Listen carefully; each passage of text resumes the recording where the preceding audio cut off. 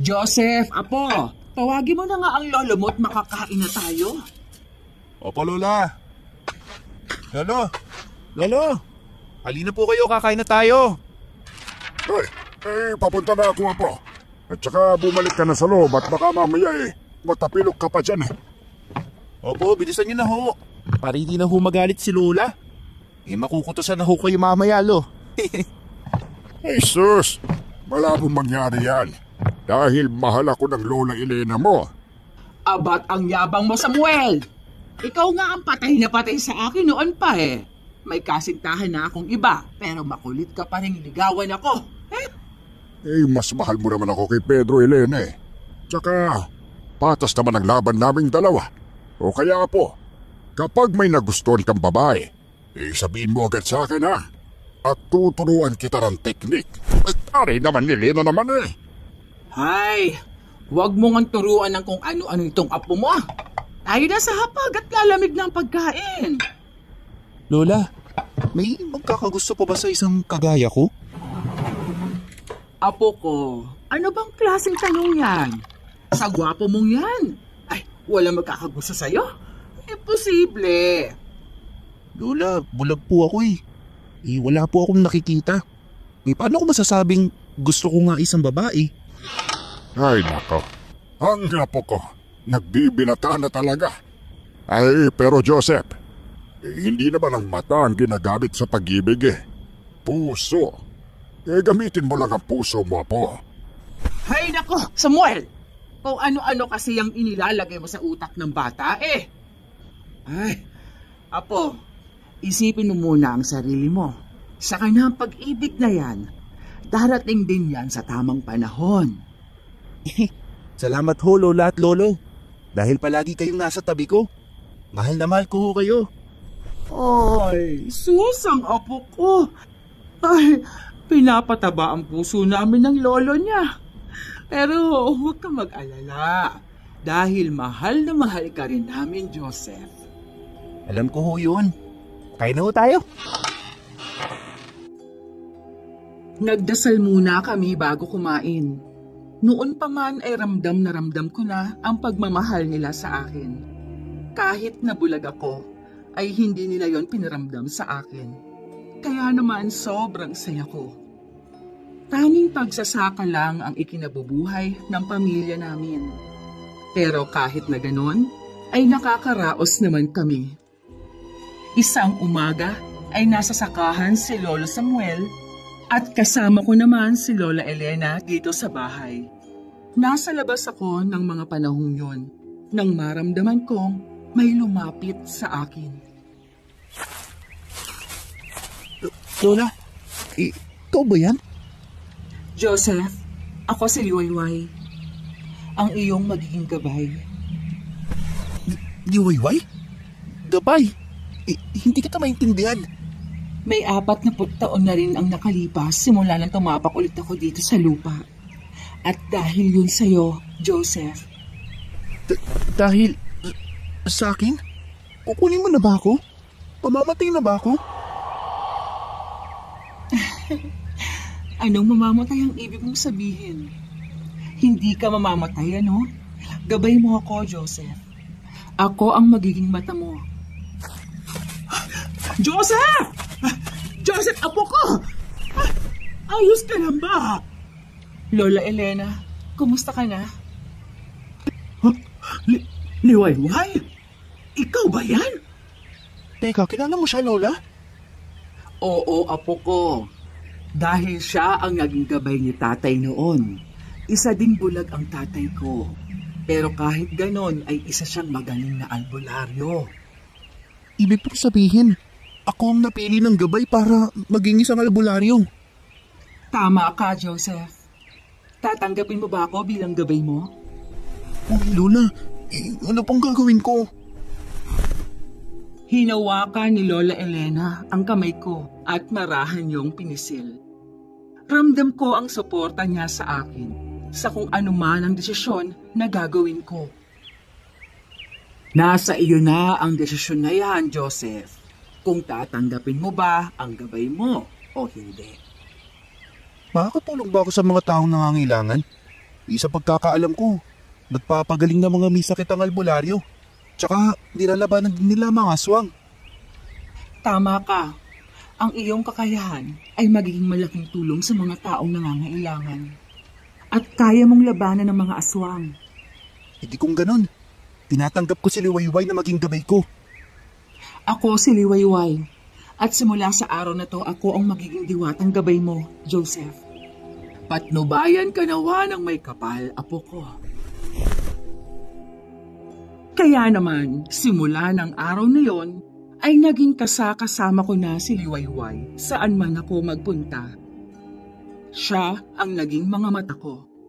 Kapag malapit siya sa akin, ay nakikita ko ang mga nangyayari sa paligid ko. Kaya tuwang-tuwa ako.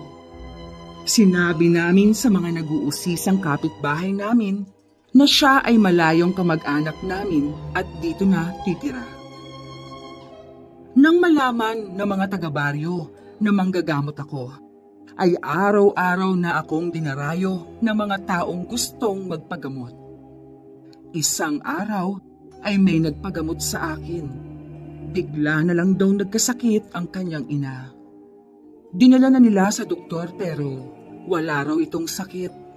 Kaya naman, tiningnan ko ang kalagayan ng ginang sa kanilang bahay. Hindi ito ang katawan niya. Kinuha ng gabunan ng kanyang katawan. Umaatake na naman ang mga gabunan. Kailangan nating makita ang gabunan gumawa nito sa kanya. Kung hindi, siguradong mamamatay siya. Pero mukhang hindi naman na siya magtatagal, Joseph. Ilang araw na lang at tuluyan na makukuha ng gabunan ng kanyang katawan. Teka, subukan pa rin natin, Ate Liwayway. Alam ko maliligtas pa natin siya. Kung yan ang nais mo, sasamahan kita. Pinuntahan nga namin ni Ate Liwayway ang pwedeng pinagtataguan ng mga gabunan. Sa isang masukal na kagubatan kami nagpunta.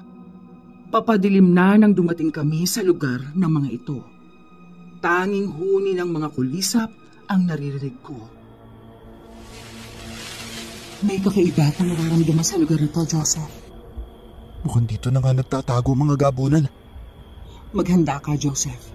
Baka bigla na lang silang umatake. Oo, lagi akong handa, Ate Liwayway. May naririnig akong papalapit sa atin eh. Joseph! Sa likod mo! Mabilis akong umilag. Kahit bulag ako, ay malakas naman ang pakiramdam ko. Mabilis ang bawat galaw ko habang sinasalag ang atake sa akin ng aswang. Ginagamit ko ang pakiramdam ko kapag hindi malapit si Ate Liwayway sa akin. Ate Liwayway, hanapin mo na ang katawan ni Aling Narsing. At ako na ang bahala sa aswang na ito. Sige, mag-ingat ka, Joseph. Opo, ate. Joseph! Joseph! Nakita ko na ang katawan ni Aling Narsing. Sige, ate. At tatapusin ko lang ang isang to. Kinuha ko mula sa aking likuran ang buntot ng pagi at malakas na hinampas sa aswang. Napasigaw siya sa sakit, kaya inulit ko yon ng ilang beses hanggang sa maramdaman kong naglaho na siya. Magaling, Joseph. Natalo mo ang gabunan na yon. Umuwi na tayo. Ayos lang siya. Tayo na. Kailangan pa natin siyang gamutin. Ay, salamat Diyos ko. At naging matagumpay ang pagliligtas sa amin kay Aling Narsing. Ang tapang mo, Joseph. Kinaya mong matalo ang gabunan na yon. Ninanalig lang ho ako sa Diyos at sa kakayahang ibinigay sa akin. Kaya ko ho yun nagawa. Ang may mabuting puso ay siyang laging pinagpala. Inuwi namin si Aling Narsing sa kanilang bahay at pagdating namin doon ay nawala na ang nagpapanggap na ginang.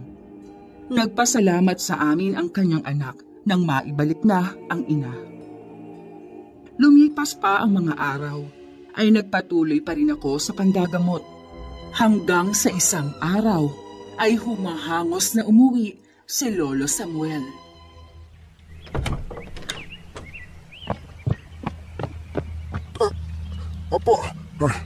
Apo ko, may nangyari sa Lola Elena mo. Ay, ano nangyari sa kanya, Lolo? Kasama ko siya kanina sa sakahan. Tapos sabi niya iihi lang daw siya. Hindi pa rin siya bumabalik. Makalipas ng 15 minutos. Pinuntahan ko na siya. Pero hindi ko na siya nakita. Nakigulat ko na lang na may asong lumabas sa palikuran habang may tangan sa bibig. Hindi ko na alam ang gagawin ko, Joseph. Hindi ho kaya kinuha siya ng gabunan? Pwedeng tama ka, Joseph. Minsan na nating nakasagupa ang gabunan. Baka naghihiganti sila dahil sa ginawa natin sa kanilang kasamahan. Ay, Diyos ko! Huwag niyo sanang pabayaan ang asawa ko! Huwag ho kayo mag-alala, Lolo. Hahanapin ho natin si Lola Elena. Hindi namin siya pababayaan. Kung natalo ni Joseph ang gabunan noon, alam kong magagawa din niyang talunin ito. Lalo na at buhay ni Lola Elena ang nakataya. Sasama ako sa paghanap ninyo kay Elena. Hindi ako matatahimik hanggat hindi ko nakikita ang asawa ko. Hindi na ako nakapagsalita ng mga oras na yon. Dahil maging ako ay nag-aalala din para sa lola ko. Niyakap ko si Lolo para maibsan ang sakit na nararamdaman niya dahil sa pagkawala ni Lola Elena. Buong gabi kaming gumawa ni Ate Liwayway ng mga mabisang gamot na dadalhin para sa paghahanap kay Lola. Kailangan naming maging handa dahil nararamdaman kong hindi basta-basta ang makakalaban naming lahi ng aswang. Kinabukasan ay naghanda na kami para sa pag-alis. Apo, handa ka na ba? Opo, handa na ho ako, Lolo. Tsaka, dala ko na rin ang mga kailangan ko. O ikaw, Ate Liwayway, nailagay mo na ba lahat sa bagang mga halamang gamot? Oo, Joseph. Kumpleto na. Ang buntot ng pagi at pana ay nasa iyo na. Aalis na ba tayo? Diyos ko, huwag ninyo kaming pababayaan sa paghanap namin sa aking Lola Elena. Bigyan niyo sana kami ng lakas at ilayo sa kapahamakan. Amen. Amen. Umalis na tayo. Alam ko na kung saan dinala ng gabunan si Lola Elena. Talaga? Teka, nasan daw si Lola Elena? Sa lumang gubat. Ang gubat na yon ay hindi nakikita ng ordinaryong mga tao. Tanging mga gabunan ang nakakalabas-masok sa gubat na yon. At ang mga gabay, katulad mo, Joseph. Ay, buti naman. At makakapasok tayo sa lumang gubat na yan. Ang mga alitaptap ang maghahatid sa atin sa lumang gubat. Bilisan na natin. Natatakot-takot baka may gawing masama ang mga aswang na yun sa asawa ko eh. Tayo na.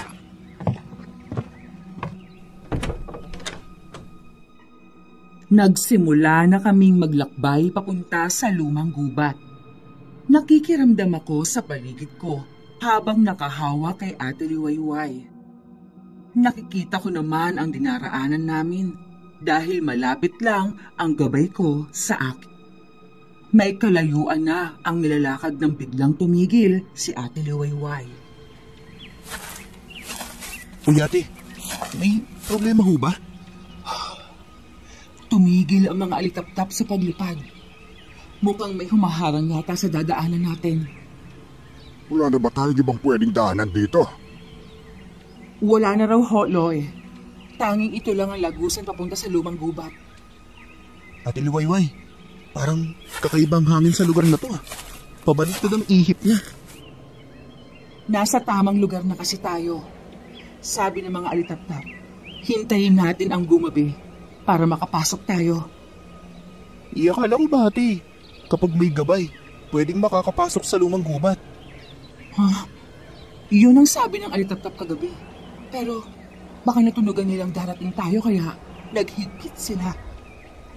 Yun nga siguro ang nangyari.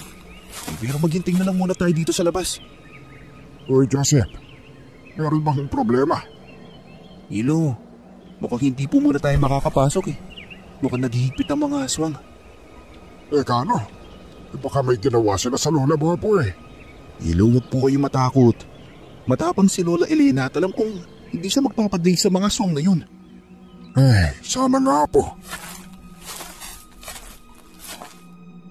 Kinagabihan ay naghanda na kami para makapasok sa daan papunta sa lumang gubat. Tagumpay kaming nakapasok, pero pag-apak pa lang namin doon ay agad kaming sinugot ng mga gabunan. Joseph, humanda ka. May mga kalaban. Lakasan mong pang-amoy at pandama mo. Maliwanag ba? Huwag kang mag-alala at hindi ako lalayo sa iyo para makakita ka. Huwag kang mag-alala po. Kaya kong ipagtanggol ang sarili ko. Joseph! Ayun na sila! Ate Liwayway! Ang bilis nyo na! Para silang kidlat sa bilis! Huwag kang panghinaan ng loob, Joseph! Isa lang ang dapat mong gawin. Hampasin mo sila gamit ang buntot ng pagi. Mag-concentrate ka lang. Pumanda ka sa akin, Iswag! Ito! Liwayway! Sa likod mo! Heto sa'yo!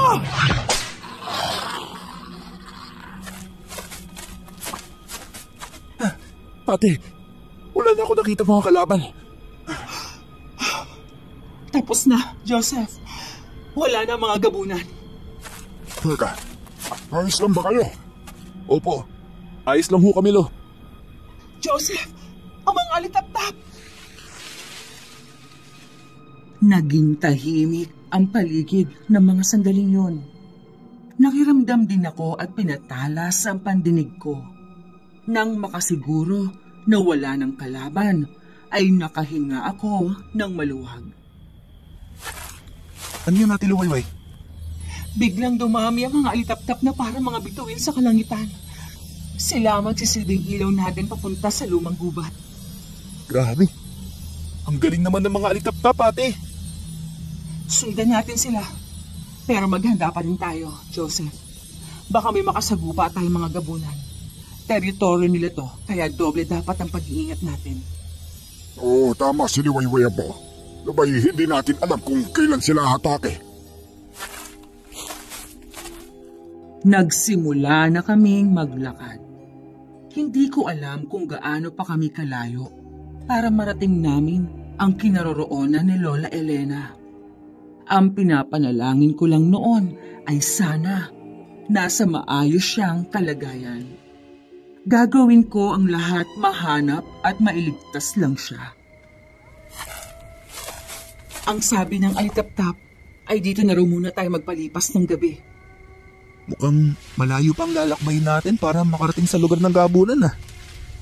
Sabi nila ay tatawid pa raw tayo sa ilog, sa burol at sa may kawayang tulay bago tayo makarating sa kuta ng mga gabunan. Huwag kang mag-alala, Ate. At kakayanin nating tobrin ng mga yan. Tayo pa ba? Talagang kakaiba ang lumang gubat. Nandito tayo sa lugar ng mga aswang, kaya asahan natin hindi magiging madali ang paglalakbay natin. Teka, magpahinga na muna tayo ngayon. Bukas maaga naman tayong lalakad. Opo, sige, Holo. Magpahinga ka na. At alam kong pagod ka na eh. Salamat sa pag-alala mo sa akin na po, ha. Hindi ko na talaga kaya maglakad ng matagal eh. May maliit na kubo, Huron. Mukhang nilagay talaga siya para maging pahingahan ng manlalakbay.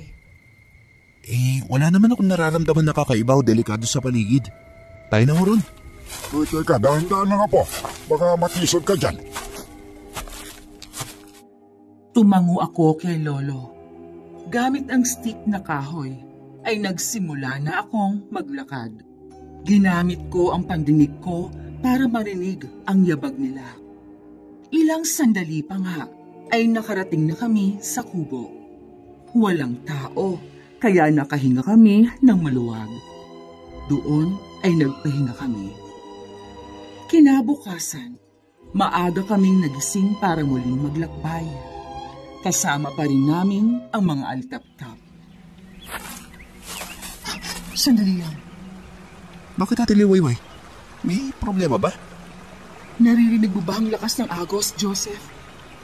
Oo, ang lakas nga ng agos, Ate. Para bang nagagalit ang ilog? Ang sabi ng alitaptap, isa daw ito sa pagsubok na kailangan nating lampasan. Pero paano naman tayo makakatawid sa lakas ng agos ng ilog na yan? Kailangan natin mag-isip ng paraan. Hindi tayo pwedeng tumayo na lang dito dahil walang mangyayari. Tama ka, Joseph. Titignan ko ang magagawa ko. Lolo Samuel, hindi ko po magagawa yon. Ang tanging magagawa ko lang ay ang gumabay kay Joseph.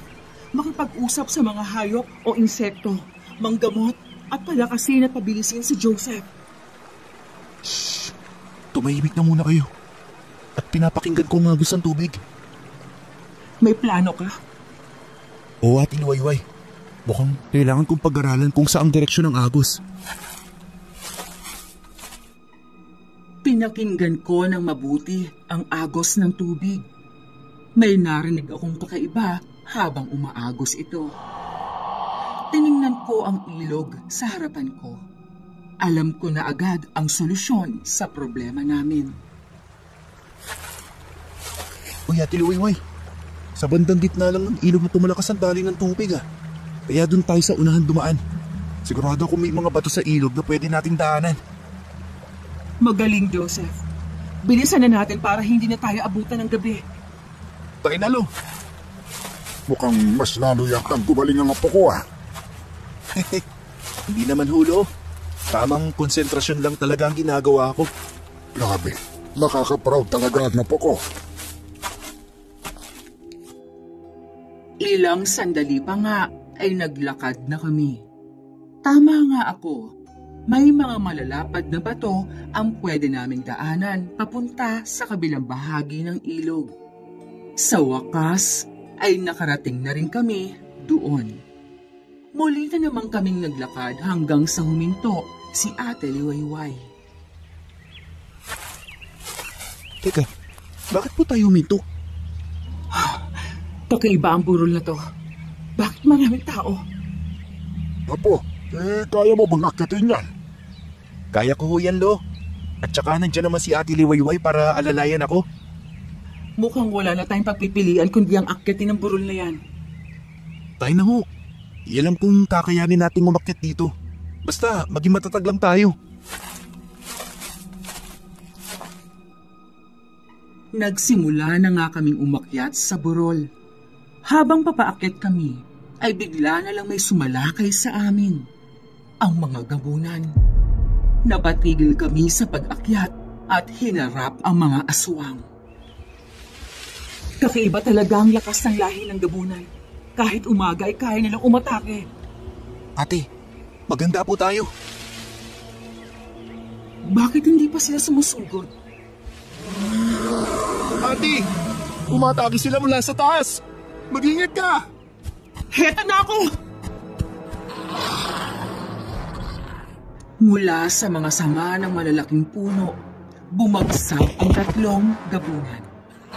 Matatalim ang kanilang mga kuko. Malalaki sila at pulang-pula ang mga. Hindi nag-aksaya ng oras ang mga ito at agad lumusog sa amin. Hindi natin sila pwedeng hayaang palibutan tayo, Joseph. Kailangan natin silang paghiwa-hiwalayan. Ate, gamitin natin na supre. Hindi nila gusto ang amoy nito. Huwag kayong magpapalinlang sa mga gabunan. Mabilis sila. Pero may kahinaan din ang mga yan. Pero mas mabilis tayo sa kanila, Lolo. Uubusin natin sila. Yan ang bagay sa iyong aswang ka. Ang mamatay! Lumayo kayo! At iagis ko na ang asupre. Masusunog sila gamit to. Bilisan na natin. Habang nasusunog na sila, kailangan natin makalayo na at makaakyat sa burol na ito. Magiging ligtas tayo sa tuktok. Apollo, mahulaw kayo kumakyat. Matanda ka na, Lo. Kailangan mong iligtas sa sarili mo. Ano ka? Hoy, hindi ako matanda. Lukong bata ka. Joseph, huwag kang lumayo sa akin. Kailangan magsanib tayong dalawa para tuluyan natin silang matalo. Sige, ate. Kailangan natin gumawa ng plano para pabagsakin sila. Kung makakaakit tayo sa tuktok ng burol, mas magkakaroon tayo ng pagkakataon na labanan sila. ang hindi nahihirapan. Tama ka, Joseph. Ayan na naman sila. Joseph! Liwayway! Kailangan nating umakyat sa tuktok. Nagiging madilim lang ang paligid. Kapag dumilim, mas lalakas sila. Baka hindi natin sila kayanin. Kailangan natin ng plano para makalaban tayo ng maayos. Sige, pero hindi tayo aalis nang hindi natin sila bibigyan ng huling laban. Joseph, handa ka na ba? Handa na ako, ate. Ayun na kami! Sinugod namin ang gabunan na umatake sa amin. Sa bawat hakbang, lalo kaming lumalakas. At sa bawat hampas, unti-unting nauubos ang mga gabunan. Nang matalo namin sila, ay nagmadali kaming umakyat sa ibabaw ng burol. Hingal na hingal kami nang makarating doon. Nandito tayo sa tuktok. Kailangan na natin bumaba para maghanap ng kawayang tulay. Iyon na lang ang pagsubok na harapin natin para makarating na tayo sa pinagtataguan ng mga gabunan. Mabuti na lang at hindi tuluyang nagdilim ang paligid. Joseph, mag-ingat pa rin tayo dahil mukhang mas malakas ang magiging kalaban natin. Opo. Kaya mo pa ba? Hindi ka ba nahihirapan dyan? Lilo, ikaw nga yung inaalala ko ngayon eh. Baka hindi mo kayanin ng matagal na pagdalakbay. Tapos, may nakakasagupa pa tayo mga aswang. Alam mo na sa edad mo yan. Ano ba, hindi pa ako matanda? Huwag mo akong alalahanin. May malakas pa ang lolo mo ha. Dahil sa pagtatrabaho ko sa bukid kaya nasari ang katawan ko. Mukhang wala ng kalaban. Kaya bumaba na tayo para hindi na tayo abutan pa ng gabi sa kawayang tulay. Tayo na hulo. Hoy, Liwayway. Ikaw na ang bahala kay Joseph ha. Opo, Lo. Matiwasay nga kaming nakababa sa mabatong burol. Muli na naman kaming naglakad sa tulong ng mga alitap-tap. Malayo-layo na rin ang nilalakad namin nang bigla kong marinig ang mga kakaibang sigaw. Kaya huminto ako sa paglalakad. Joseph, ano nangyari? Bakit huminto ka? Ate, may naririnig kasi akong mga sigaw eh. Sigaw? Wala naman akong marinig eh. Sigurado ako, ate. Parang sigaw yun ng mga kaluluwa eh. Teka, anong kaluluwa ang pinagsasabi mo po? Sa tingin ko, nandito na tayo sa kawayang tulay. Sa tulay na to, maraming taong binawian ng buhay. Pero wala pa naman akong nakikitang tulay dito, apo eh. Ang sabi ng alitap-tap, sa gabi raw makikita ang kawayang tulay. Kaya hintayin nating dumilim.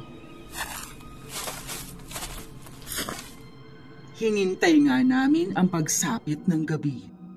Sinabi ni Ate Liwayway na may isang mahabang tulay na gawa sa kawayan. Para yung isang hanging bridge. Hindi malapad ang daan. Ang ibaba ng tulay ay isang ilog na may malakas na agos. At sigurado akong may mga matatalim na bato ang nandoon. Base na rin sa tunog ng tubig. Tatawid tayo sa tulay na ito. Teka lang, Ate Liwayway. Huwag tayong magpadalos-dalos. Baka may patibog na nilagay ang mga gabunan sa tulay na yan eh. Naririnig mo pa ba ang sigaw ng mga kaluluwang ligaw? Oo, ate. Parang hindi sila matahimik. Teka, anong gagawin natin? Shhh! Teka, parang may paparating. Humanda tayo! Mabilis akong lumingon sa paligid. Nakikiramdam. Si Ate Liwayway ay handang-handa na rin. Nakahawak sa isang maliit na sisidlang may lamang halamang gamot. Si Lolo Samuel ay mahigpit na nakahawak sa kanyang punyal. Hindi gabunan ang kalaban natin. Mga bonggo sila. Isa sila sa lain ng aswang na may pagkakahubig sa mga gabunan. Sa tingin ko, nakikipagsanib puwersa sila sa gabunan. Tama ka, Joseph. May mga aswang na nagsasanib puwersa para mas maging malakas pa. Hindi yun katakataka sa kanila. Kung ganun, Ang mga bongo pumapatay sa mga manlalakbay. Kaya hindi makaalis-alis ang kanilang mga kaluluwa dahil wala pang nakakatalo sa mga to. Eh di matatapos na ang maliligayang araw nila dahil tatapusin na natin sila. Nagpakita ang 3 bongo sa amin. Maitim ang kanilang balat, kulot ang buhok at mahahaba ang pangil. Nangangalit ang kanilang mga mata na parang mga nag-aapoy na baga. Maganda kayo! Umatake na kayo! Joseph, alam kong matatag at malakas ka. Pero mas mabuti pa rin kung palagi ka mag-iingat. Opo, Lo. Basta, talunin niyo mga asong yan. Ako ang bahala sa kanila po. Ate Liwayway! Talikod mo! Mabilis na sumugod ang unang bongo kay Ate Liwayway. Pero mabilis siyang nakaiwas. Hindi ako lumalayo sa gabay ko para makakita. Kumuha siya ng isang pulang halamang gamot mula sa kanyang sisidlan at pinika ito. Mabilis ang galaw na inahagis niya iyon sa mukha ng aswang. Oh, heto. Iligo mo ang halamang gamot na yan. Wala bang ligo, ate? Nangangamoy nga sila. Dahil sa sangsang ng amoy, kaya naisipan ko silang paliguan. Ang galing mo talaga, ate. Kinuha ko naman sa aking bulsa ang maliit na bote ng suka na may dinikdik na asin at bawang. Mabilis kong binuksan ito at inihagis ang laman nito sa isa pang bongo na papalapit sa akin. Nang matamaan ito, nagsimulang magbalat ang kanyang mukha na parang sinunog na papel. Malakas itong napasigaw. Joseph, ang galing ko na ng mga halamang gamot na ginawa natin. Iyo nga, ate. Ang galing. Mabutit marami tayong baon. Kaya sigurado ako matatalo natin ng iba't ibang uri ng aswang. Libre ligo pa. Eh, huwag muna kayong magsaya dyan, ha? At hindi pa tayo tapos. May kalaban pa. Kaya mo bang labanan ng ganyang klaseng aswang, Lolo? Ako pa ba? O ito na. At atakihin ko na sila. Inatake ni Lolo Samuel ang aswang gamit ang kanyang punyal. Mabilis siyang lumapit sa pangatlong bongo at sinaksak ito sa tagiliran. Ramdam ko ang lakas niya habang nakikipaglaban sa aswang. Lolo, ayos lang ho ba kayo? Lolo! Kami na ho bahala sa mga aswang! Tinamaan siya ng malakas na suntok ng aswang. Pero nakakagalaw pa rin si Lolo. Ako nangarap sa isang yan, ate. Ilayo mo na lang si Lolo dito. Sige, Joseph. Panatilihin mo ang konsentrasyon mo sa paligid mo para mabilis mong masabayan ang kalaban. Hindi sila kasing bilis na mga gabunan, kaya alam kong kakayanin mo sila. Ate Liwayway, gagamitin ko ang buntot pagi sa pagtalo sa mga bongo. Ikaw nang bahala, Joseph. Malaki ang tiwala ko sa'yo. Pinuntahan ni Ate Liwayway si Lolo Samuel at tinulungan itong makatayo. Habang ako ay inihanda ang sarili para labanan ang aswang. Naramdaman ko ang aswang kaya pumosisyon ako para labanan sila. Nang umatake sila, ay agad kong hinampas ang buntot pagi sa direksyon ng kalaban. 2 beses ko iyong ginawa hanggang sa tinutulog at masunog ang kalaban. Meron pa sa likod mo! Ako na ang bahala sa kanya. Sa pagkakataog ito, wala ka ng takas! Lolo, mag-ingat po kayo! Huwag mo walalahanin na po. Kayang-kaya ko na ito. Sugurin mo na, Lo! Ito na ako. Tatapusin kita ng aswang ka! Ang galing mo, Lo! Ate Liwayway, nawala na akong narinig kung ingay ng mga kaluluwa. Ay, mukhang sa wakas ay nakalaya na rin sila. Mabuti na lang at hindi tayo sumuko. Marami pa tayong pagdadaan at pagsubok, mga po. Pero tatandaan ninyo, ang tapang at talino ang isa sa mga magiging sandata natin. Sabi ng alitap-tap, pwede na raw tayong dumaan sa Kawayang Tulay. Sa wakas, makikita ko na rin si Lola Elena. Abay, miss na miss ko na ang lolang Popo. Upo, konting tiis na lang, Lo. At makikita na rin natin si Lola. Basta manalig lang tayo sa Diyos. Hindi ko akalain ang haba pala ng Kawayang Tulay na yon. Dahil halos abutin kami ng 20 minutos bago makarating sa dulo. Halo-halo ang nararamdaman ko ng mga panahong yon. Saya, takot at kaba. Ngunit pinaibabaw ko ang tapang ko para kay Lola Elena. Muli kaming naglakad hanggang sa makarating na kami sa pinagtataguan ng gabunan. Shhh! Nandito na tayo, Joseph. Wala ka bang naririnig?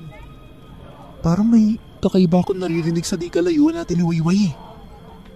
Teka, ritual. May gumagawa ng ritual. Tara, bilisan natin. Baka si Lola Elena ang ginagawa nila ng ritual. Di pwede. Tayo na. At puntahan natin ang lola mo. Mabilis naming pinuntahan si Lola. Mabuti na lang at nasa tabi ko palagi si Ate Liwayway, kaya nakakasabay ako sa kanila. Naramdaman ko ang lakas ng itim na kapangyarihan. Napahinto ako, maging sina Ate Liwayway at Lolo Samuel. Diyos ko! Si Lola Elena! Niriritwalan! Ano? Hindi pwede. Pipigilan natin sila. Lolo Samuel! Huwag po kayo magpadalos-dalos! Lolo Samuel! Hayaan niyo na ho kami ni Ate Liwayway sa pakikipaglaban sa mga gabunan. Lolo! Ayos lang ho ba kayo? Anong ginagawa niyo rito? Sino kayo? Sino kayo? Anong ginagawa niyo kay Lola? Pakawalan niyo siya! Sino ka para utusan ako? Joseph, isa siyang mangkukulam at malakas ang kapangyarihan niya. Ate, hindi ko hayaang may gawin silang masama kay Lola Elena. Kakampi mo ako, Joseph. Lalabanan natin sila. Hindi pa patay si Lola, pero inilagay na siya sa kabaong. Ang sama naman nila. Kumalma ka, Joseph. Kailangan natin gumawa ng plano bago umatake. Tama ka, ate. Gumawa nga tayo ng plano para pabagsakin ang halimaw na yan. Makipag-usap ka muna sa kanila habang nag-iisip ako ng plano. Lola ko, kinuha ninyo. Ibalik niyo siya sa amin. Teka lang. Ikaw ang apo ni Elena? Ako nga. Kaya pakawalan ninyo ang lola ko. Ang galing. Akala ko si Elena lang ang may dugong maharlika. Simula nang mawala ang anak niyang babae, hindi ko na siya hinanap pa. At itinoon ko ang paghanap ni Elena para makuha ang kanyang dugo. Wala akong pakialam kung naghahanap ka ng dugong maharlika. Kukunin ko sa inyo si Lola. Mukhang wala kang alam sa pinanggalingan mo, bata. Tumahimik ka! Andres, tapusin mo ang ritual at ipakita mo kung gaano kagaling ang Lola Elena ng batang bulag na yan. Huwag din yung gagalawin si Lola Elena. Maghintay ka, bata. Huwag kang mainip.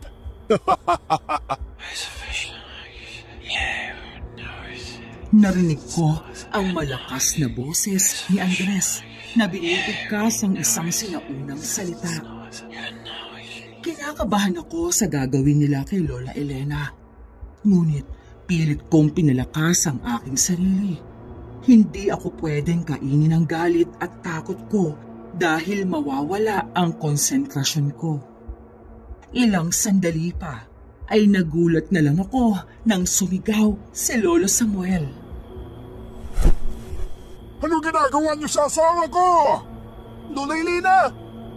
Si Lola Elena, bumangon sa kabaong. Ilayo mo muna si Lolo. Ako ang harap kay Lola. Baka masaktan mo siya, Joseph. Hindi ko yun gagawin. Ilayo mo na lang si Lolo at bumalik ka sa tabi ko para magawa ko ang ritual. Ang ritual kung paano ibalik sa normal ang isang taong nasa ilalim ng kapangyarihan ng mangkukulam. Naiintindihan ko. Babalikan kita agad. Salamat, Ate Luwayway. Hinanda ko ang sarili ko at nag-concentrate. Naramdaman ko ang papalapit na yabag. Nagulat ako nang atakihin ako sa may likuran ko. Mabilis ang galaw ni Lola Elena, pero kada suntok niya ay sinasabayan ko. Ngunit ang atake niya sa aking harapan ay hindi ko napaghandaan. Tumilapon ako sa di kalayuan. O ano, bata? Ang lakas ng Lola Elena mo, ano? Panahimik ka! Elena, atakihin mo siya at patayin mo. Papatayin kita! Lola! Hindi mo kaaway! Apo mo ako! Ako si Joseph! Hindi kita kakampi! Makinig ka! Joseph! Gawin mo na ang ritual! Tutulungan kita! Sige, Ate Luwayway! Lumayo-layo ka lang kay Lola ng kaunti para hindi masira ang konsentrasyon mo. Humakbang ako paatras ng 3 beses para magkaroon ng distansya. Ipinikit ko ang aking mga mata at nagdasal gamit ang sinaunang salita. Naramdaman ko ang pagsanib ng kapangyarihan ni Ate Luwayway sa akin. Ramdam ko noon ang kanyang lakas. Ilang sandali pa nga ay kumonekta ang kapangyarihan ko sa katawan ni Lola Elena.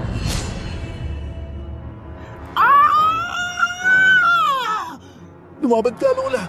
Labanan mo ang kasamaan! Andres! Baka bumalik sa normal si Elena. Hindi pwede yun. Kailangan pa natin ang dugo niya. Huwag kang maglala. Hindi niya kakayanin ang kapangyarihan ko. Teka, sigurado ka ba dyan? Oo naman. Ako pa ba? Isa ako sa magaling na mangkukulam.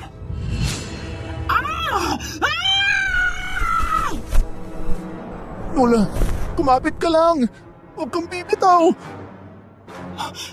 Joseph, nauubusan ako ng lakas. Malakas ang kapangyarihan niya. Konti na lang, ate. Huwag tayo susuko. Hindi! Joseph, ayos ka lang ba? Hindi niyo kaya ang kapangyarihan ni Andres. Sa amin lang si Elena. Elena, pumasok ka na sa kabaong mo. Wala ka nang magagawa, bata. Dahil sa akin lang sumusunod si Elena. Ako ang kanyang Panginoon ngayon. Ang sama mo. Ibalik din ang lola ko sa akin. Hindi ko yung gagawin. Ang mabuti pa, labanan ninyo na lang ang mga aswang. Hindi ko inaasahan ang biglang pag-atake ng 2 gabunan sa akin. Kaya naman, natamaan ang braso ko ng matalim nitong kuko. Kinuha ko ang pana sa aking likuran at isa-isa kong tinatamaan ang mga abunan.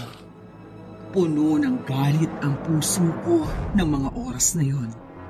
Gustong-gusto ko na silang talunin. Ang mas nakakainis pa ay kapag namatay ang isa, ay muli na namang magpapakita ang isang halimaw. Parang wala silang katapusan sa pagdami. Joseph, mukhang delikado tayo. Marami sila. Hindi tayo pwede sumuko, ate. Hindi ba marami tayong mga pangutang dala? Gamitin na lang natin yun. Tsaka isa pa, ang kapangyarihan ng isang gabay na kagaya mo ay nakakonekta sa akin. Kaya hindi agad ako mapapagod. Mas malakas na rin ang aking pandama at pandinig. At tsaka nakakakita ako kapag nasa tabi kita. Ang kailangan lang natin, magtulungan tayo. Tama ka, Joseph. Huwag tayo magpapadala sa mga aswang. Kailangan nating makuha si Lola Elena. Ngayon, ihanda mo na ang mga halamang gamot na ginawa natin, ate. Kasama ni mga pampasabog. Nakahanda na, Joseph. Nag-ingay ang mga gabunan. Sabik na sabik silang atakihin kami. Magkatalikod kami ni Ate Liwayway para labanan sila. Heto na yung ginawa kong pulbos na pampasabog. Ihanda mo yung pana. Joseph, papalapit na sila. Alam ko, ate. Hawakan mo mabuti ang mga pampasabog. Kailangan natin sila maunahan. Oo naman, hindi tayo magpapatalo. Para to kay Lola Elena. Para kay Lola Elena. Ayan na! Biglang lumundag ang 3 gabunan papunta kay Ate Liwayway. Ngunit mabilis siyang umiwas at isinaboy sa ere ang pulbos mula sa halamang gamot. Sumabog ito sa ere at agad na napaatras sa mga halimaw. Nagsisisigaw sila sa sakit. Epektibo! Ang galing! Ang galing! Tama ang paggawa natin yan, ate. Pero hindi pa tayo tapos dito. Ako naman, papanain ko mga aswang na yan. Sa likuran mo! Ate! Dumanabi sila! May supli pa ako dito. Isasabi ko sa kanila. Isasaboy ko rin itong mga pampasabog ko. Sana hindi na sila dumami pa. Sana nga, ate.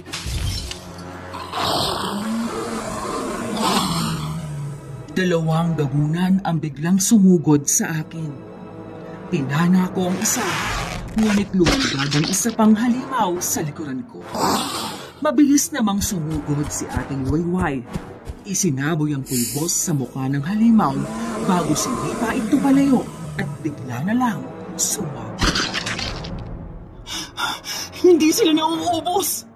Kaya natin silang tapusin, ate. Manalig na tayo! May plano ako para umatras sa mga yan. Ano yun, ate? Sabay nating pasabugin ang asutre at ang pulbos na halamang gamot sa lupa. Sige, ang ganda ng ideya mo, ate. Hinila ko ang isang maliit na supot mula sa aking bulsa at itinapon yon sa lupa. Biglang umuga ng makapal na usok ang laman nito. Nagsimulang umatras ang mga gabunan. Waring natatakot sa amoy. Ngayon na, Ate Liwayway! Ayan na! Panain mo sila, Joseph, habang nahihilo pa sila! Sige po, ate. Dito na ako, mga gabunan!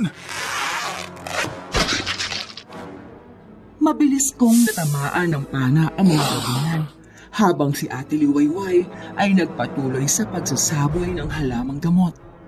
Isa-isa, nagsisigaw sa sakit ang mga gabunan bago matumba at matunaw sa lupa. Huminto kami ni Ate Liwayway sa pag-atake. Hingal na hingal kami. Ilang sandali pa ay tahimik na ang paligid. Wala nang mga halimaw. Tapos na ba? Hindi ko alam. Pero, saan tapos na? Teka, si Lola Elena! Oo nga, si Lola Elena. Sana maayos lang siya, Diyos ko. Huwag mo siyang pababayaan. Teka lang, at hahanapin ko siya. Tutulong ako, ate. Bigla akong tumakbo papunta sa malaking puno kung saan ko naramdaman ang presensya ni Lola Elena. Ngunit bago pa ako makalapit, isang itim na usok ang sumabog sa aking harapan. Teka, anong klaseng usok to? Joseph, umalis ka dyan! Delikado! Ate, si Lola... Hindi tayo pwedeng sumugod dahil sa itim na usok. Mukhang kakaiba nga talaga ang lakas ng may dugong maharlika. Sa loob ng itim na usok, lumitaw si Andres, nakangisi. Sa tabi niya ay si Mang Felix, habang nasa tabi si Lola Elena na walang malay. Lola Elena! Ibalik niyo siya sa akin! Ang galing ninyo, ha? Sayang lang, dahil matatalo rin kayo. Huwag mong maliitin ang kakayahan namin! Mukhang hindi niyo ako kilala. Kayang-kaya ko kayo. Kaya lang, ang sayang makipaglaro sa inyo eh. At kailangan namin kayong buhay. Sino nagutos sa inyo? Hindi kami bobo para sabihin kung sino ang pinuno namin. Huwag kayong mag-alala at makikita niyo rin siya. Ate, aatakihin ko siya. Sige, ako ang bahala sa likuran. Bago pa kami makagalaw ni Ate Liwayway, isang malakas na hangin ang bumalot sa paligid. Nang bumaba ang usok, nawala na sina Andres, Mang Felix at Lola Elena. Hindi! Lola Elena! Pasensya ka na, Joseph. Hindi ko man lang nailigtas si Lola Elena. Hindi pa tapos ang laban natin, Liwayway. Hahanapin natin sila at babawiin si Lola Elena. Lola Elena. Teka lang, puntahan natin si Lola Samuel. Ay, kawawa naman si Lolo Samuel. Lolo, patawarin niyo po ako ha. Hindi ko pa nailigtas si Lola Elena eh. Ano? Nasaan ang lola mo? Hindi ba't nandito lang siya kanina? Nasaan na siya? Nasaan na? Bigla na lang silang nawala eh. Pagkatapos sila magpalabas ng maitim na usok. Naagaw nila si Lola Elena. Hindi ko sila mapapatawad. Natahimik kami makalipas ang ilang sandali. Walang gustong magsalita sa amin dahil sobrang nalulungkot kami sa muling pagkawala ni Lola Elena. Hindi pa tapos ang laban, kaya huwag tayong malungkot at panghinaan ng loob. Hahanapin natin sila. Hindi tayo titigil hanggat hindi natin nakikita si Lola Elena. Nalaban na ako. Hindi na ako magiging pabigat sa paghahanap ng lola ninyo. Lo, kahit kailan hindi ho kayo naging pabigat. Oo nga, Lo. Hindi ka pabigat. Lumaban ka pa nga eh. Sa susunod talagang tatalunin na natin sila. Kasama ang kanilang pinuno. Nagpahinga na muna kami sa may malaking puno. Habang nakahiga, ay nakaramdam ako ng malakas na presensya. Kaya naman, naging alerto ako ng mga sandaling yon. Bago pa ako makagalaw, ay nagsalita ang isang ginang. Hindi mo sila kakayaning mag-isa, bata. Isa kang gabunan, tama ba? Magaling. At nahulaan mong isa akong gabunan, pero hindi ako kalaban. Ang mga nakalaban mo kanina ay magagaling. Si Andres ay isang mangkukulam at si Felix ay isang malakas na gabunan. At silang dalawa ay kamangha-mangha ang kapangyarihan. Kung isa kang gabunan, ibig sabihin, kalaban ka namin. Lo, kung kalaban siya, dapat kanina pa tayo na-atake niyan eh. May siya nga pala. Ano pangalan mo? Ako si Fatima at gusto kong makipagkasundo sa inyo. Ako naman si Joseph. Ang mga kasama ko, ito sina Ate Liwayway at Lolo Samuel. Alam kong isang diwata si Liwayway. Siya ang gabay mo, tama ba, Joseph? Tama ka, Aling Fatima. Sasabihin ko sa tamang panahon.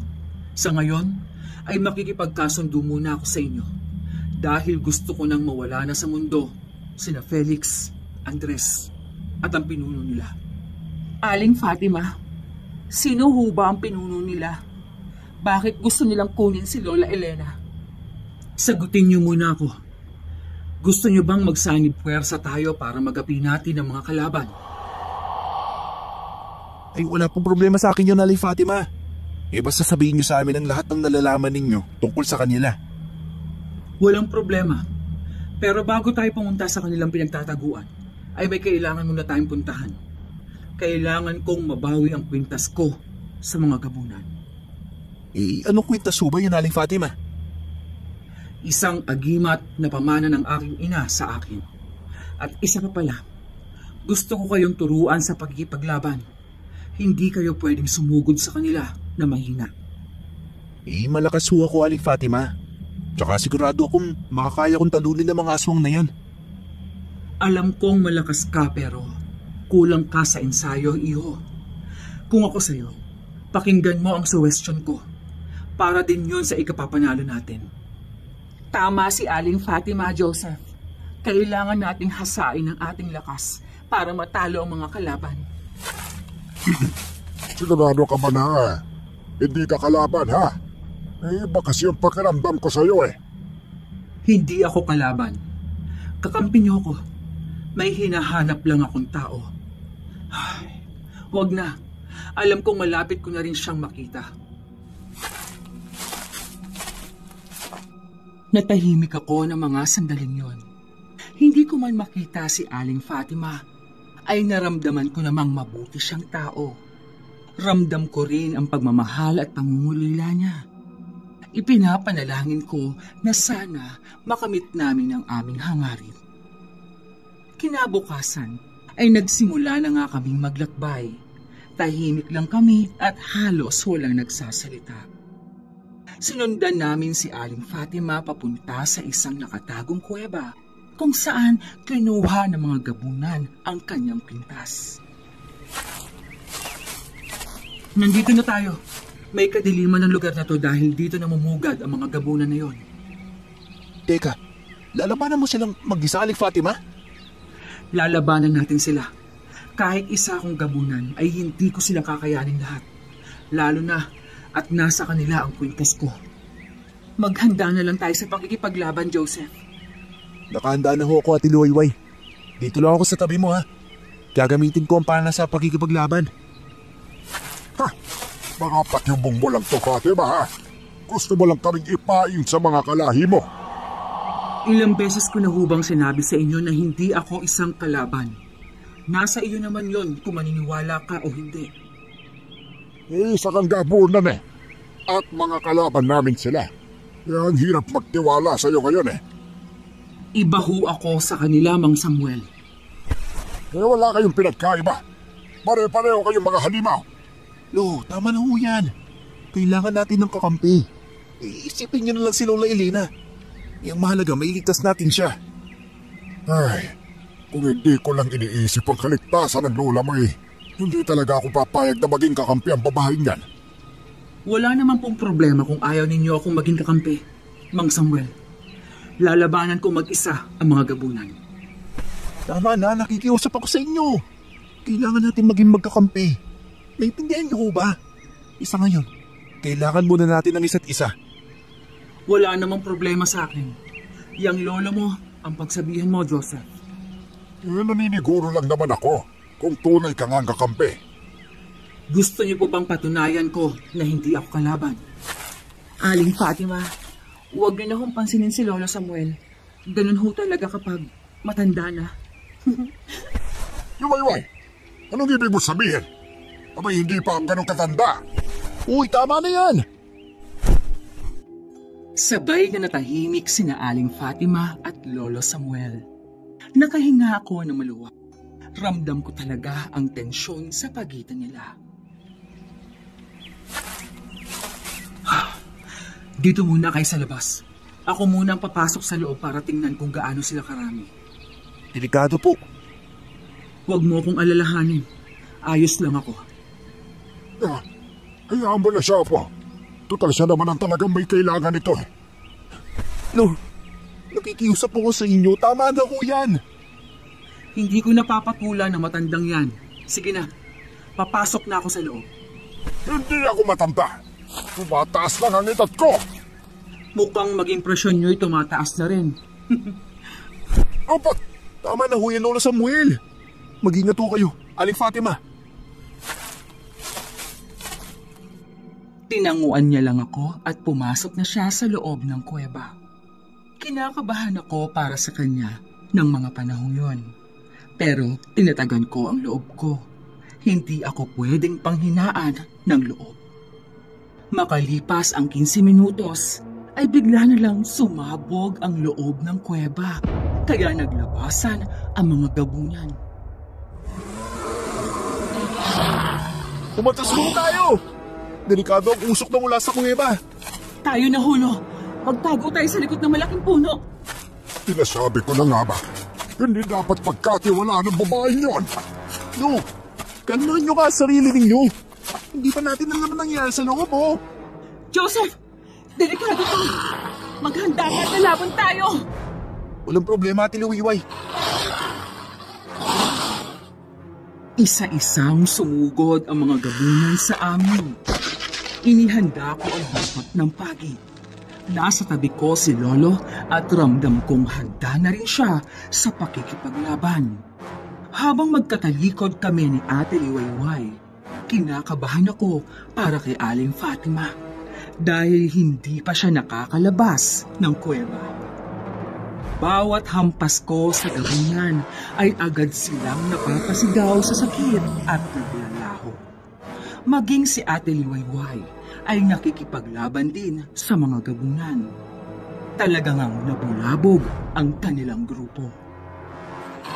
Wala pa si Aling Fatima, Joseph! Nag-aalala na ako sa kanya! Huwag nyo na siyang alalahanin pa. Ang mga sarili natin ang dapat ating isipin. Mapatayin tayo ng mga gabunan kapag hindi tayo lumaban eh. Lo, samahan na po natin si Aling Fatima. Kakampi natin siya eh. Kalikuran mo, Joseph! Itong sa'yo! Sa itaas mo! Mukhang makumbuntin ninyo ah. Kumanda kayo mga gabunan kayo. Patuloy kami sa pakikipaglaban sa mga gabunan nang humihingal na lumabas si Aling Fatima mula sa kuweba. Aling Fatima! Ayos ka lang ba? Ayos lang ako. Nakuha ko na ang kwintas ko. Mabuti naman kung ganun. Tapusin na natin ang laban na to. Sige, konti na lang ang natitirang gabunan dito. Kaya tapusin na natin sila. Sa gitna ng mainit na sagupaan, hindi kami natinag ng Aling Fatima, Ate Liwayway at Lolo Samuel. Mas lalo naming pinaigting ang laban sa natitirang mga gabunan. Dami pa rin nila, pero hindi tayo papatalo. Lumaban lang tayo. Mauubos din natin sila. Hindi tayo magpapagaling sa mga to. Kailangan kong mailigtas si Elena. Kaya hindi namin kayo atrasan. Meron na! Gamitin natin ang natitirang lakas natin. Tama! Sabay-sabay nating ibigay ang lahat. Tara, tapusin na natin sila. Sa isang iglap, sabay-sabay kaming sumugod. Si Ate Liwayway ay mabilis na umiikot. Iniiwasan ang bawat atake ng gabunan at tinatamaan ang mga ito ng sibat ng gabay. Ako naman ay bumuelo at malakas na sinipa ang isang gabunan na lumapit sa akin. Gamit ang buntot ng pagi ay mabilis ko silang hinampas. Akala nila matatalo nila tayo ah. Malakas tayo. Hinding-hindi tayo matatalo. Samantala, si Lolo Samuel ay patuloy na lumalabang gamit ang kanyang punyal. Isa-isa niyang pinabagsak ang mga gabunan, habang si Aling Fatima ay nakapwesto sa gitna. Kita ko ang determinasyon nila, kaya mas lalo akong ginanahang lumaban. Ngayon ko nagagamitin ang agimat ko. Wow, ang lakas ng nararamdaman kong kapangyarihan mula sa kwintas. Oo nga, ramdam ko ang lakas nun. Pero may iba pa akong nararamdaman bukod sa kapangyarihan ng kwintas. Naramdaman mo rin ba yun, Ate Liwayway? Oo naman. Alam mo namang konektado tayong dalawa. Ito ay pamana ng aking ina. At masaya akong nabawi ko nito. Kaya gagamitin ko na ito sa kabutihan. Susukurin ko na sila. Naging mabilis ang galaw ni Aling Fatima. At sa isang iglap lang ay parang kidlat niyang napatumba ang lahat ng gabunan. Grabe, ang galing ng kapangyarihan niya. Ang kapangyarihan na kwintas ay napakalakas. Natapos na rin ang laban. Grabe. Salamat naman at mapupuntahan natin si Lola Elena. Sa wakas. Tama. Si Elena, kailangan natin siya may ligtas sa lalong madaling panahon. Nagsimula ng manghina ang natitirang gabunan. At ilang sandali pa nga ay biglang naglaho ang mga ito sa harapan namin. Wala na mga gabunan. Oo, wala na sila. At nakuha ko pa ang kwintas ko. Maraming salamat sa tulong ninyong lahat. Hindi ko ito magagawa kung hindi niyo ako tinulungan. Mabuti naman at nanalo tayo laban sa kanila. Ngayon, ang mga kumuha naman sa asawa ko ang tatapusin natin. Sa wakas, makakapagpahinga na rin tayo. Hindi pa tapos ang laban natin. Dahil may haharapin pa tayong malaking pagsubok. At kailangan nyo pang mag-ensayo bago natin harapin ang mga malalakas na kalaban. Sang-ayon ako sa iyo, Aling Fatima. Hindi basta-basta ang haharapin nating laban. At isa pa, hindi pa natin alam kung ano ang kakayahan ng kanilang pinuno. Huwag na natin patagalin pa paghanap sa asawa ko. Baka kung anong gawin ng mga kalaban sa kanya eh. No, nararamdaman ko kung buhay pa si Lola Elena. At hindi nila papatayin ng Lola. Dahil kailangan siya ng mga ito. Hindi wat may dugumahal ka si Lola. Tama si Aling Fatima, Lolo. Kailangan nating mag-ensayo. Kapag malakas na tayo, mahaharap natin ang walang kahirap-hirap ang mga kalaban. Lalo na ang mangkukulam na yon. Ayaw niyo yatang magsanay, Lo, kasi masakit na ang buto-buto ninyo. Ano? May ako ay tigilan mo, Liwayway. Hindi ako nakikipagbiruan sa iyo, ha? Mang Samuel, makinig kayo. Hindi ko pa masyadong kilala si Andres, pero ramdam ko ang lakas ng kapangyarihan niya. Kaya gusto kong handa tayo na harapin sila. Wala na akong sinabi pa. Panalo na kayo. Salamat ho sa pag-iintindi niyo, Lolo. Uy, Aling Fatima, saan ba tayo mag-iensayo? Doon tayo sa lugar ko. Walang makakalapit na gabunan doon. Protektado ko ang lugar doon. Sige ho, at sasama kami sa inyo. Tayo na, para mabilis tayo makarating doon. Muli na naman kaming naglakbay papunta sa lugar ni Aling Fatima. Noon ko lang ulit naramdaman ang pagiging payapa ng puso't isipan ko. Nasabi ko sa sarili ko na may lugar pa palang gano'n ang mararamdaman mo. Ang gaan na pakiramdam ko dito Oo nga, tahimik ang paligid at ang presko ng simoy ng hangin. At dito ko kayo tuturuan. Bukas ay sisimulan na natin ang pag-iensayo. Sa ngayon ay magpahinga na muna tayo. Mas mabuti pa nga at napagod ako sa pakikipaglaban eh. Tapos naglakbay agad tayo papunta dito. Pumasok ho kayo sa bahay ko. Kumpleto ho dyan at may pagkain. Tamang-tama't gutom na ako. Huwag ka naman masyado magpahalata, Joseph. Hala, pasok na kayo at ipaghahanda ko kayo ng pagkain. Baka naman laman ng tao yung ipapakain mo sa amin, ha? Uy, Lulu. Ayun na naman kayo eh. Tigilan niyo na nga si Aling Fatima, pwede ba? Mang Samuel, hindi ho ako kumakain ng laman ng tao. Vegetarian ho ako. Hoy, wala akong sinabi, ha? Pumasok na nga kami sa loob ng bahay ni Aling Fatima.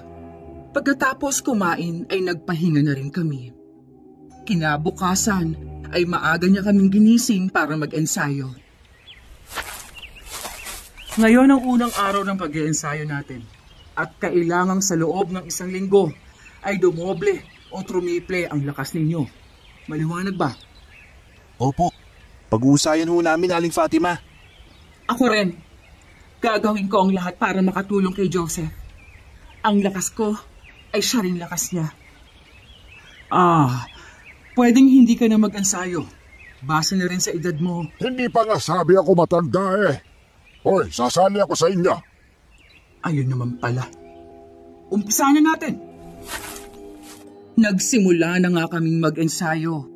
2 oras pa nga lang ang ginagawa namin ay nakaramdam na ako ng pagod. Kakaiba ako magpa-training si Aling Fatima. Kahit ganon ay nagpapasalamat kami sa kanya dahil sa pagsasanay na ginawa niya. Nararamdaman ko rin naman ang paglakas ng katawan ko. Sa mga sumunod na araw ay muli na naman kaming nag-ensayo. Sa malawak na bakuran, may mga nakalatag na mga kahoy, bato at ilang kagamitan para sa pagsasanay. Si Aling Fatima ay nakatayo sa gitna. Hawak ang isang tungkod, habang ako at si Ate Liwayway ay pawisan na, ngunit hindi kami sumusuko. Si Lolo Samuel naman ay tahimik na nagsasanay sa isang tabi.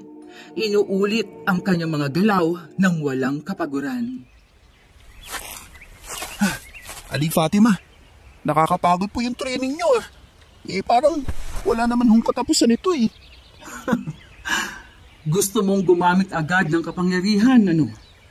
Ganyan ang iniisip ng mga mahihina, Joseph. Ang tunay na lakas ay nagsisimula sa katawan bago sa anumang espesyal na abilidad. Kaya konting tiis lang. Alam kong makakaya niyo yan. Pero, ang bigat na itong dala namin mga sako.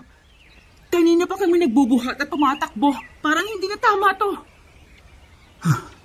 Kung hindi nyo kayang buhatin ang sarili nyong katawan ng walang kapangyarihan, paano kayo makikipaglaban ng matagal?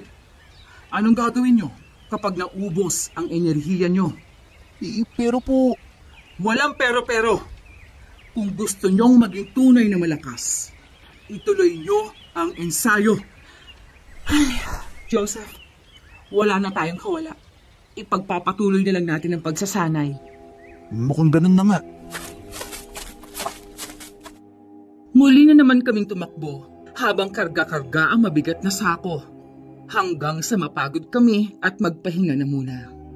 Samantala, sa kabilang bahagi ng bakuran kung saan natatanaw namin si Lolo Samuel ay patuloy sa kanyang sariling pagsasanay. Wala siyang sandatang ginagamit. Tanging katawan at disiplina ang kanyang panangga. Pikit mata siyang gumagalaw, paulit-ulit ang mga kilos. Parang may minememorya. Napahanga ako sa determinasyon ni Lolo Samuel. 1, 2, 3. Huwag kayang magbago ang tiyempo. Parang paulit-ulit lang ang galaw ni Lolo Samuel. At kanina pa siya nagsasanay. Hindi man lang ba siya nagpapahinga? Oo nga. Para bang may ibang mundo si Lolo. Hayaan na nga lang natin siya. Iba na ang pamamaraan ng matatandang mandirigma. Hindi na nila kailangan na mabibigat na pagsasanay pero hindi ibig sabihin ay mahina sila. Pero ano bang ginagawa niya? Binabalikan niyang nakaraan. Inaayos ang bawat galaw, pinupunan ang bawat kahinaan. Walang kapangyarihan, walang panlabas na tulong. Tanging disiplina at kontrol lang sa sarili ang ginagawa niya. Grabe, ang galing naman ni Lolo. Pagkatapos naming magpahinga ay bumalik na ulit kami sa pagsasanay. Habang patuloy naming ginagawa ang mabibigat na training, mas lumalalim ang aming mga pangunawa kung bakit namin to ginagawa. Hindi lang ito tungkol sa lakas o kapangyarihan, kundi tungkol sa kakayahang pagkatiwalaan ang sarili naming katawan at kakayahan. Kahit walang anong tulong na galing sa kapangyarihan. Kinabukasan ay agad na kaming naglakbay papunta sa kinaroroonan ng mga gabunan. Inabot ng kalahating araw ang paglalakbay namin hanggang sa makarating na kami sa isang lugar na napapalibutan ng mga matataas na punong kahoy. Nandito na tayo. Sa lugar na to, dinala si Lola Elena. Oo, at mukhang pinaghandaan nila ang pagdating natin. Pagbati sa inyong lahat. Talagang natuntun niyo kami dito. Ano? Handa na ba kayong mamatay? Baka ikaw ang unang mamatay dyan. Ang tapang na batang bulag na to ah. Pero sige na nga, ba't pagbibigyan namin kayo? Lalabanan namin kayo!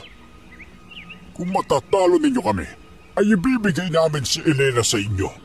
Kahit na nga ba, kailangan ng pinuno namin ang kanyang dugo. At kailangan din ipinuno ang dugo mo, Joseph. Hindi namin ibibigay sa inyo ang gusto nyo. Mamamatay muna ako bago ninyo kami magawa ng masama. Para maging malakas si pinuno, kailangan ng dugo ninyong dalawa ng lola mo. At kapag nagtagumpay kami, siya na ang maghahari sa lahat ng aswang at iba pang lahi. Ang sama-sama ninyo! E di simulan na natin ang laban. Hindi ko naramdaman ang pag-atake ni Andres sa akin. Tumilapon ako sa lakas ng sipa niya. Joseph! Ang hina mo pala? Ang bilis mong tapusin? Akala mo talaga, madali mo ako matatalo? Nagkakamali ka, Andres. Ako naman ang sumugod kay Andres. Nakikita at nararamdaman ko siya. Kaya madali lang akong nakakailag sa bawat atake niya. Alam kong napupuruhan ko siya at may tama din naman ako. Pareho kaming lumalaban. Nasa likuran ko lang si Ate Liwayway at nakikipaglaban din. Samantala, si Aling Fatima ay nakikipaglaban din kay Mang Felix sa di kalayuan. Hindi ko alam na may ibubuga ka pala. Ha? Huwag mo kasi ako malitin. Akala mo siguro, kaya mo akong igupo ng ganun-ganun na lang? Ano? Mayabang ka rin pala, batang pulaga. Isa ka lang namang mahinang peste na hindi tatagal sa susunod kong atake. Siguruhin mo lang na matatalo mo ako. Aling Fatima! Mag-iingat po kayo! Nagpapatawa ba kayo? Wala kayong kalaban-laban sa akin! Ikaw yata ang nagpapatawa. Sumugod ka na! Joseph! Kailangan na natin silang tapusin. Walang problema, ate. Hindi ka lang pala mahina sa diskarte, Andres. Mabagal ka rin. Itog sa'yo. Ah! Putik ka. Umanda ka sa akin. Hindi ako magpapatalo. Nagpalitan kami ng malalakas na suntok at sipa. Iniwasan ko ang mga atake niya. Saka mabilis na bumawi ng isang sipa sa tagiliran ni Andres. Napaatras siya, habol hininga. Kinuha ko ang halamang gamot na ginawa ko at isinaboy ko sa mukha niya, kaya malakas siyang napasigaw. Unti-unti ay nanghina siya. Samantalang naririnig ko ang pakikipaglaban ni Aling Fatima. Subukan mong tapatan to, Mang Felix! Hindi uubra sa akin yan. Etog sa'yo! Ah! Ano? Kaya mo pa ba? Tatapusin na kita! Hindi mo ako matatalo!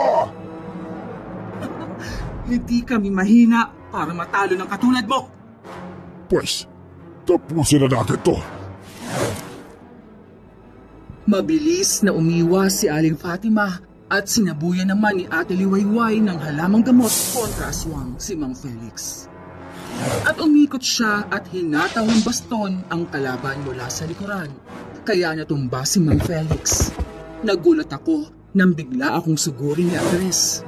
Kaya nawala ang paningin ko kay Aling Fatima. Masyado ka nagmamadali. Kaya nangihina ang puwersa mo. Tumahimik ka nga! Subukan ko itong iwasan. Hindi ako papayag na mas talo ninyo! Joseph! Dapat ang na ni Aling Fatima si Mang Felix! Wala ka ng kawala, Felix! Ito na ang katapusan mo! Ayoko na! Tawa na! Tuko na ako! Mukhang ikaw na lang ang natitira. Nasa na ba ang pinunong yung pinagmamalaki mo, ha?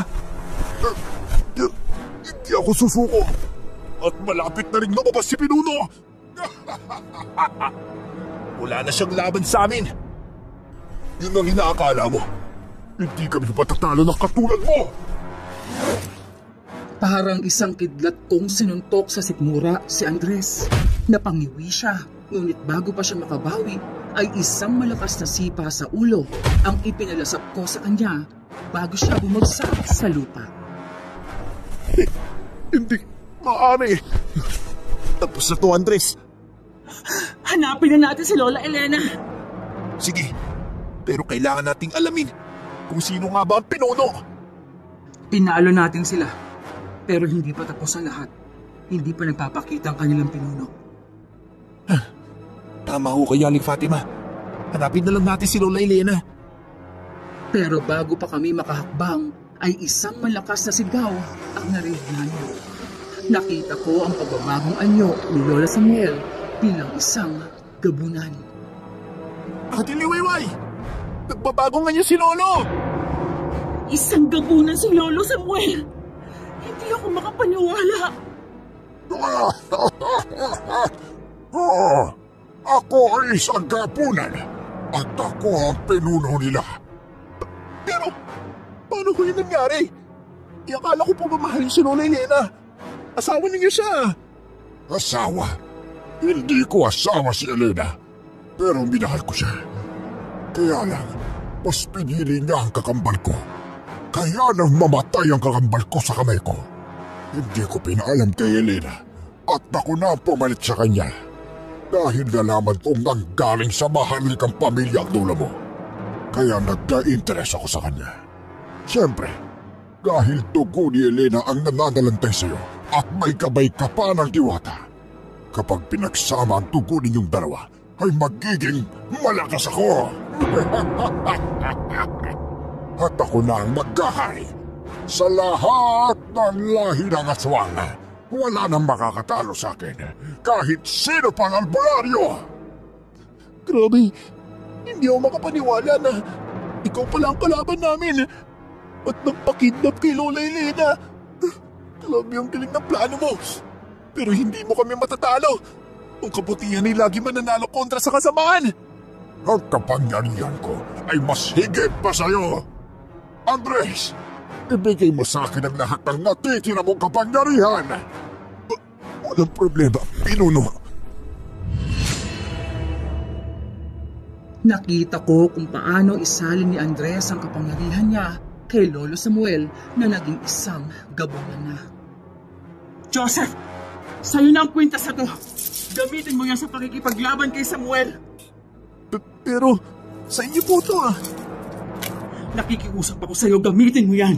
Sasabihin ko sa'yo ang lahat kapag natapos ng laban na to. Joseph, tanggapin mo na at babalik ako sa anyo ko bilang diwata.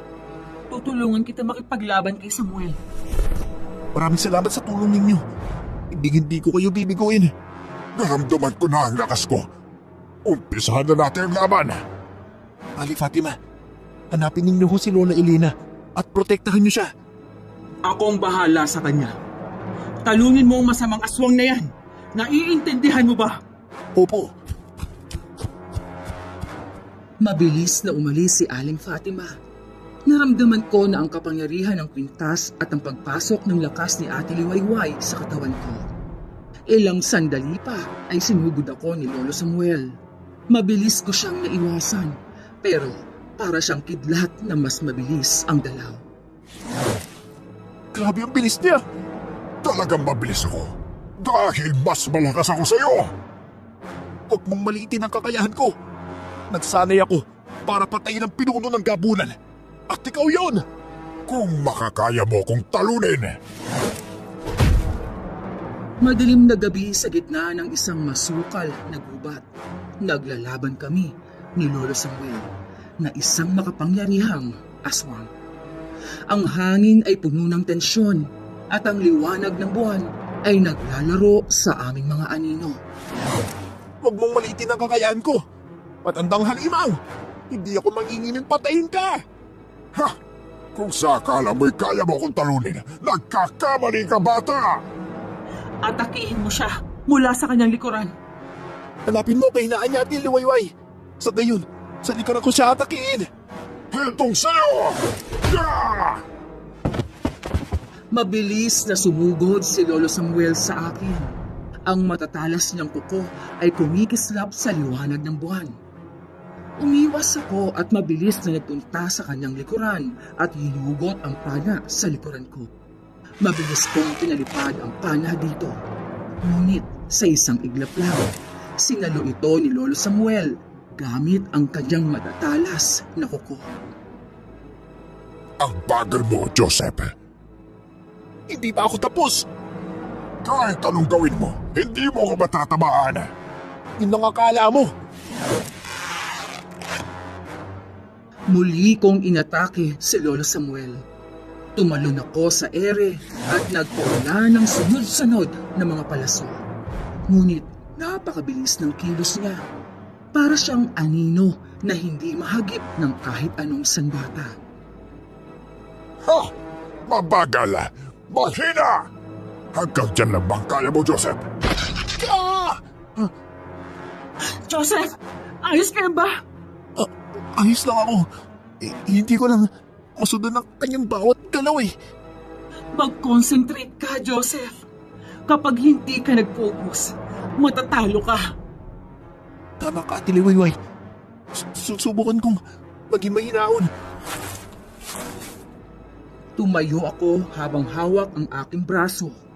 Dama ko ang matinding sakit mula sa sugat. Ngunit hindi ako nagpatinag. Lalo akong naging porsigido na manalo. Hinawakan ko ang kwintas na iniwan ni Aling Fatima sa akin. Kailangan ko lang na mag-concentrate para matalo si Lolo Samuel. Hindi ko hayaang manahig ang kasamaan mo, Lolo Samuel. Anong magagawa mo? Isa ka lang bulag na nagkaroon ng walang kwentang bagay. Huwag ninyong insultuin si Ate Liwayway. Tama lang, Dama. Tatapusin na kita! Ang kasamaan mo ang unang matatapos. Mabilis akong gumalaw. Pinaikot ko ang katawan ko at pinakawala ng isang espesyal na palaso na may halong enerhiya mula sa kwintas. Tumama ito sa balikat ni Lolo Samuel, dahilan upang mapaatras siya. Anong kapangyarihan ito? Ang kapangyarihan ng kabutihan ng aming mga puso. Hindi mo pa rin ako matatalo. Yun ang akala mo. Papatayin na kita! Ate Liwayway, ipahiram mo sa akin ang iyong lakas. Ibibigay ko lahat ng lakas ko sa'yo. Basta't matalo mo lang ang halimaw na yan. Naramdaman ko ang pagdaloy ng kapangyarihan mula sa kwintas at ang kapangyarihan ni Ate Liwayway sa aking ugat. Ang mga sugat ko ay agad na gumaling at ang katawan ko ay napuno ng kakaibang lakas. Anong klaseng kapangyarihan ang meron ka? Ang huling bagay na inaasahan mong magkakaroon ako. Ang pagsasanib ng aming mga lakas. Kaya katapusan mo na! Hindi maaari!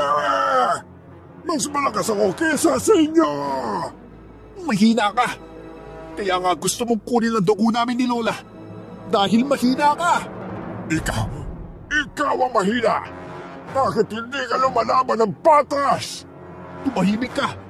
Tanggapin mo tong huling atake ko para sa'yo! Hinugot ko ang buntot ng pagi, isang mahiwagang sandata na nagbibigay ng matinding sakit sa mga aswang. Sa isang mabilis na hampas, tinamaan ko ang puso ni Lolo Samuel. Hindi ko maaari! Yan na ang magiging katapusan mo! Ako ang magiging malakas! Ako lang! Kailanman, hindi magbawagi ang masasama. Tandaan niyo yan! Andres! Felix! Tulungan ninyo ako! Wala na akong tutulong sa inyo. Paalam na, Lolo Samuel! Napapikit si Lolo Samuel. Unti-unti siyang nanghina at bumagsak sa lupa.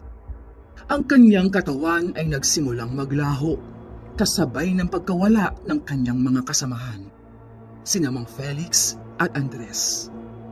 Ang buong lugar ay napuno ng liwanag at sa wakas, ang dilim ay nawala na. Huminga ako ng malalim at itinayo ang sarili habang pinagmamasdan ang paglalaho ng mga halimaw. Tapos na. Sa wakas, natapos na ang kanilang kasamaan. Joseph, anak. Ako ang ina mo. Bata pa lang ako nang itago ni Nanay Elena para sa kaligtasan ko. Dahil isang gabunan si tatay. Nag-asawa ako ng isang tao. Nagkaroon kami ng anak. At ikaw yon. Kaya lang, nang malaman ng tatay mo na isa akong aswang, ay hiniwalayan niya ako. Kaya palihim kitang binigay kay nanay. At itong kwintas, ibinigay niya sa akin para protektahan ako. Nay? Nay! Nay! Salamat, buhay ka pa! magkakasama pa tayo kasama si Lola. Totoo ba ang sinabi ni Lolo Samuel? Kakambal niya at totoo kong lolo. Totoo ang mga sinabi niya. Patawarin mo ako, anak.